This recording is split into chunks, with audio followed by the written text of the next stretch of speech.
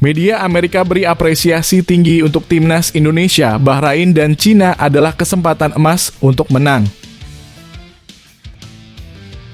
Pangeran Johor apresiasi semangat J. Izzas, persatuan jadi kunci kejayaan timnas Indonesia. Erick Thohir tegaskan timnas Indonesia hanya butuh 15 poin lagi untuk lolos ke Piala Dunia 2026. Nado Argawinata belajar banyak dari Maarten Paes, harapan untuk sukses bersama Borneo FC. Pesan penuh apresiasi dari pelatih Australia untuk supporter timnas Indonesia. Begini katanya, kekacauan di Stadion Gelora Bung Karno, PSSI janji perketat keamanan usai insiden penonton tanpa tiket. Media Vietnam sebut timnas Indonesia sebagai tim terkuat ASEAN usai tahan imbang Australia. Sebelum masuk pembahasan, mohon subscribe channel ini agar tidak ketinggalan berita timnas Indonesia. Media Amerika beri apresiasi tinggi untuk timnas Indonesia, Bahrain, dan Cina adalah kesempatan emas untuk menang. Timnas Indonesia baru saja menorehkan prestasi yang menggugah semangat dengan menahan imbang Australia dalam pertandingan kualifikasi Piala Dunia 2024 zona Asia. Hasil ini bukan sekadar angka pada papan skor, melainkan sebuah pernyataan bahwa Garuda tidak hanya sekadar kuda hitam, tetapi siap bersaing dengan tim-tim elit dunia. Australia yang datang dengan skuad terbaiknya dan telah merasakan kekalahan dari Bahrain sebelumnya terpaksa tunduk pada taktik dan koordinasi brilian dari Shin Tae-yong. Lini serang Sochero Os harus menghadapi benteng kokoh pertahanan Indonesia yang menjadikan mereka hanya bisa menggigit jari. ESPN, salah satu media global terkemuka asal Amerika Serikat, memuji langkah Indonesia yang sudah memasuki level yang lebih tinggi. Hasil imbang melawan Arab Saudi dan Australia adalah bukti nyata bahwa Indonesia tidak gentar melawan tim-tim kuat. Meski berada di peringkat FIFA yang berbeda, skuad Garuda menunjukkan bahwa mereka mampu bersaing setara dengan tim-tim terbaik di benua ini. Indonesia sekali lagi menunjukkan bahwa mereka mampu menandingi tim-tim terbaik di Asia. Demikian pujian ESPN. Dengan Bahrain dan Cina yang menanti pada bulan Oktober, kesempatan untuk meraih kemenangan sangat terbuka lebar. Ini adalah momen krusial untuk memanfaatkan peluang dan mengamankan 6 poin penuh. Tentu perjuangan tidak berhenti di situ. Pada bulan November, Jepang dan Arab Saudi akan menjadi lawan tangguh berikutnya. Meskipun tantangan semakin besar, ini adalah kesempatan untuk membuktikan bahwa Indonesia dapat meraih kemenangan melawan tim-tim yang peringkatnya jauh di atas mereka.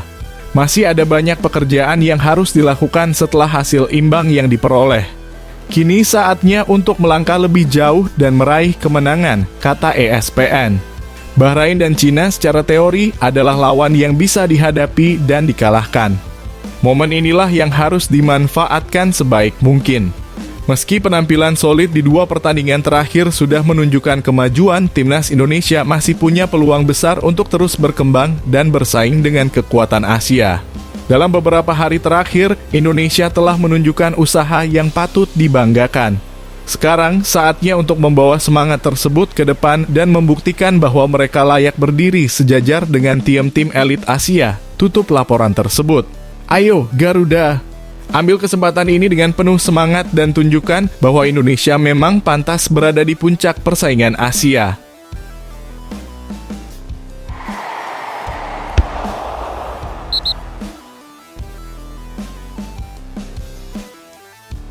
Pangeran Johor apresiasi semangat J. Izzas, persatuan jadi kunci kejayaan timnas Indonesia.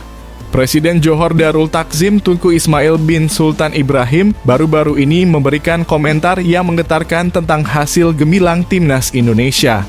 Dalam matchday kedua grup C kualifikasi Piala Dunia 2026 putaran ketiga, Garuda berhasil menahan imbang Australia 0-0 pada Selasa.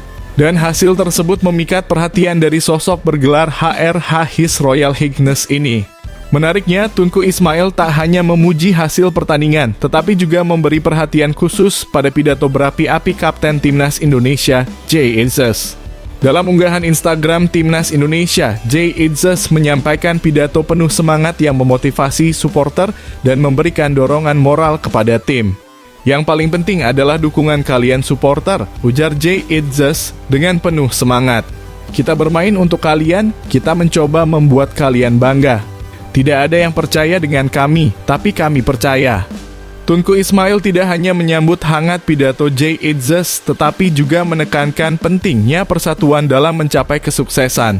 Dalam komentarnya, beliau menulis, perpaduan bersatu adalah kunci kejayaan. Syabas dan tahniah Indonesia. Dengan 2 poin dari 2 pertandingan melawan Arab Saudi dan Australia, Timnas Indonesia saat ini menempati peringkat 4 klasemen sementara grup C. Pelatih Sintayong memberikan pujian atas penampilan timnya dan menyatakan kepuasan terhadap usaha yang telah dilakukan.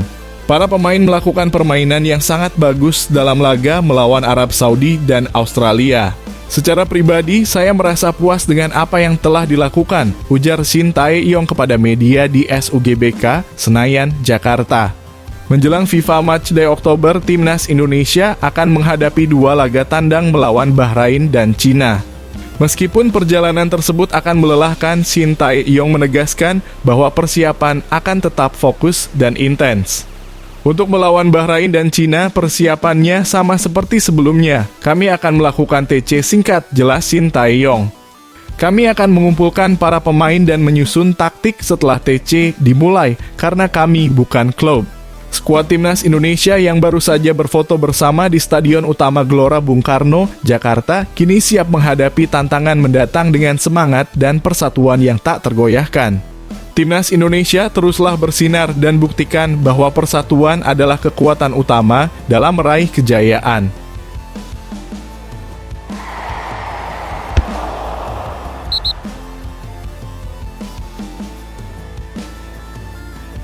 Erick Thohir tegaskan Timnas Indonesia hanya butuh 15 poin lagi untuk lolos ke Piala Dunia 2026. Ketua Umum PSSI Erick Thohir memberikan pujian tinggi kepada Timnas Indonesia setelah hasil imbang 0-0 melawan Australia di Stadion Utama Gelora Bung Karno pada Minggu. Hasil ini menambah 1 poin penting bagi skuad Garuda yang sebelumnya juga sukses meraih hasil imbang 1-1 melawan Arab Saudi. Erick Thohir mengungkapkan apresiasi mendalam atas perjuangan maksimal yang ditunjukkan oleh seluruh pemain. 2 poin yang diraih dari 2 pertandingan ini menjadi langkah krusial untuk menjaga peluang lolos ke Piala Dunia 2026. Meskipun tantangan yang dihadapi sangat berat, semangat Timnas Indonesia terus menggelora. Saya paham kalian telah memberikan penampilan terbaik dalam 2 pertandingan terakhir. 2 pertandingan kita mendapatkan 2 poin, kata Erick Thohir dilansir dari kanal YouTube pribadinya. Untuk mencapai Piala Dunia 2026, hanya 2 tim teratas yang akan lolos otomatis, sementara peringkat ketiga dan keempat akan menjalani putaran keempat. Ini berarti Indonesia harus memaksimalkan 8 pertandingan sisa dengan semangat juang yang tinggi. Menurut Erick, meraih posisi kedua dan lolos memerlukan tambahan 15 poin dari sisa laga yang ada. Kalau kita ingin lolos kualifikasi mungkin bisa peringkat kedua kita membutuhkan 15 poin. Kita masih ada 8 pertandingan lagi. Kita akan menjalani pertandingan tandang kontra Cina dan Bahrain, ujarnya. Erick Thohir mengakui betapa sulitnya meraih tiket ke Piala Dunia, tetapi ia menegaskan bahwa target tersebut masih bisa dicapai dengan kerja keras dan kerjasama yang solid. Ia menyampaikan terima kasih yang tulus kepada semua pemain atas dedikasi dan usaha mereka di lapangan. Saya tahu tidak mudah, tapi semangat. Terima kasih telah mencoba memberikan penampilan terbaik. Saya hanya bisa mengucapkan terima kasih, tutupnya. Dengan dukungan dan semangat yang tak pernah pudar, Timnas Indonesia siap menghadapi tantangan selanjutnya. Ayo Garuda, raih 15 poin dan buktikan bahwa mimpi ke Piala Dunia 2026 dapat menjadi kenyataan.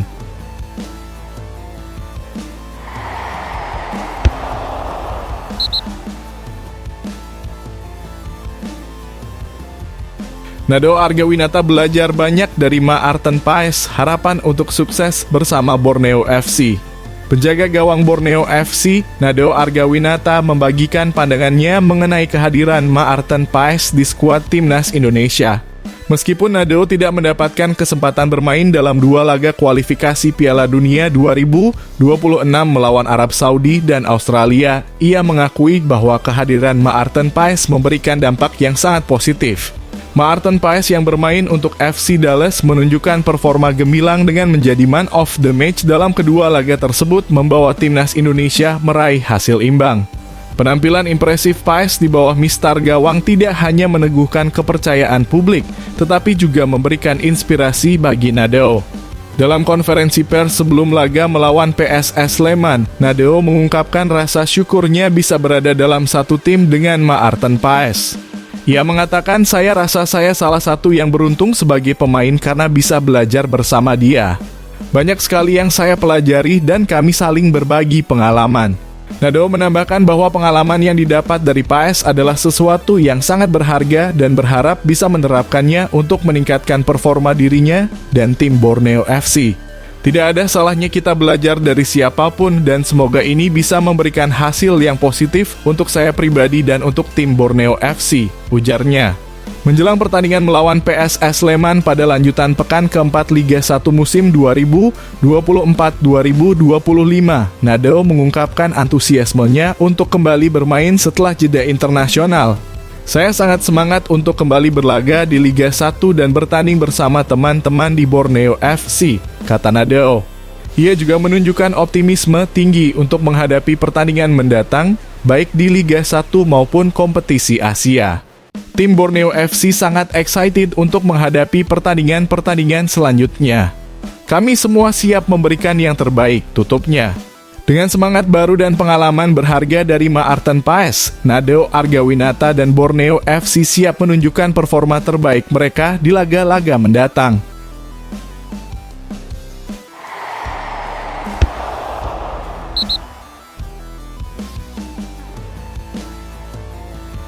Pesan penuh apresiasi dari pelatih Australia untuk supporter timnas Indonesia. Begini katanya, pelatih timnas Australia, Graham Arnold, tidak bisa menyembunyikan kekagumannya terhadap suasana di Stadion Utama Gelora Bung Karno saat timnya menghadapi Indonesia. Dengan hampir 70.000 supporter memenuhi stadion, dukungan yang diberikan kepada timnas Garuda sangat memukau. Meskipun pertandingan berakhir dengan skor imbang 0-0, Arnold merasa terkesan dengan atmosfer yang tercipta dan menilai bahwa supporter Indonesia memberikan dorongan yang luar biasa kepada timnya.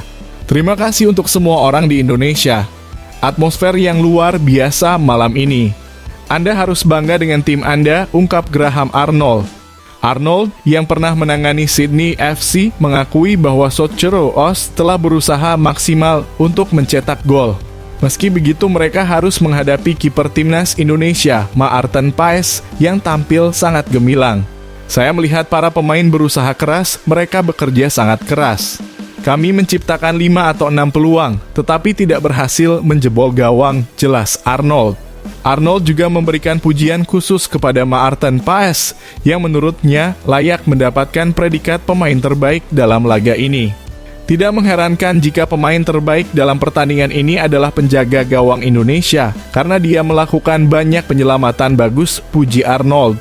Bagi Indonesia, hasil imbang ini adalah langkah penting dalam perjalanan mereka menuju kualifikasi Piala Dunia 2026. Dengan dukungan penuh dari supporter dan penampilan solid dari tim, masa depan timnas Garuda tampak cerah dan penuh harapan.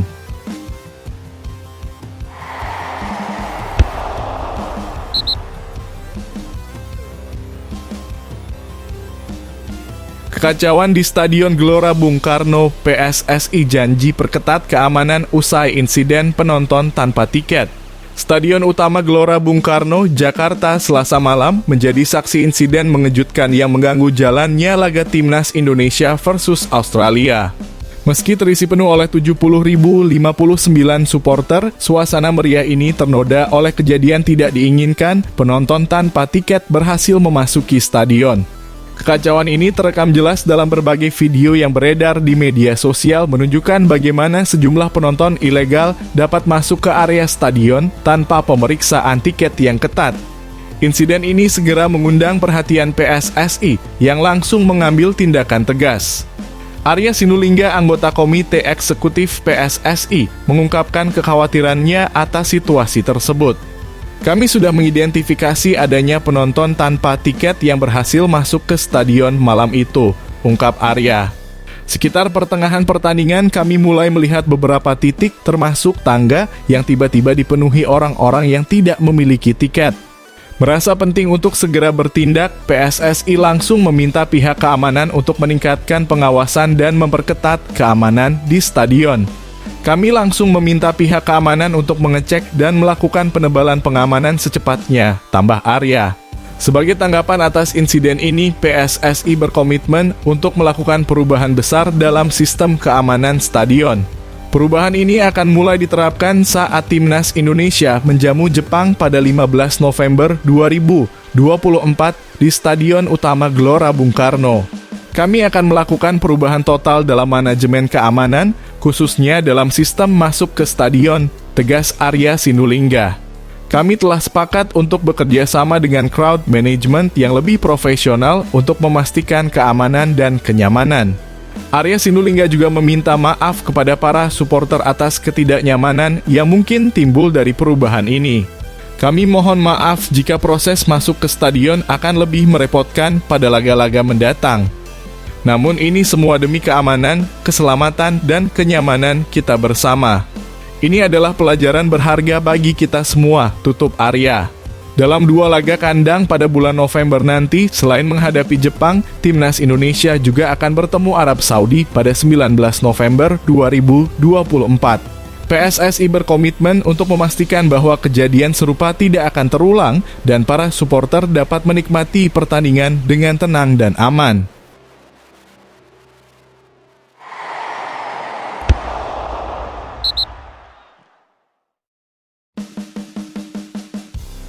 Media Vietnam sebut Timnas Indonesia sebagai tim terkuat ASEAN usai tahan imbang Australia.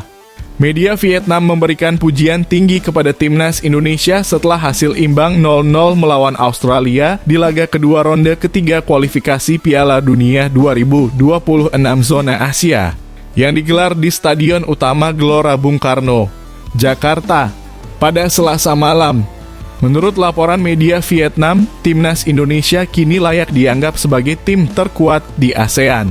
Penampilan gemilang Timnas Indonesia yang sebelumnya juga sukses menahan imbang Arab Saudi dengan skor 1-1 pada laga perdana mendapatkan sorotan luas di seluruh Asia Tenggara. Media Vietnam Soha menyebut bahwa performa Garuda di lapangan jauh melampaui tim tetangga seperti Vietnam.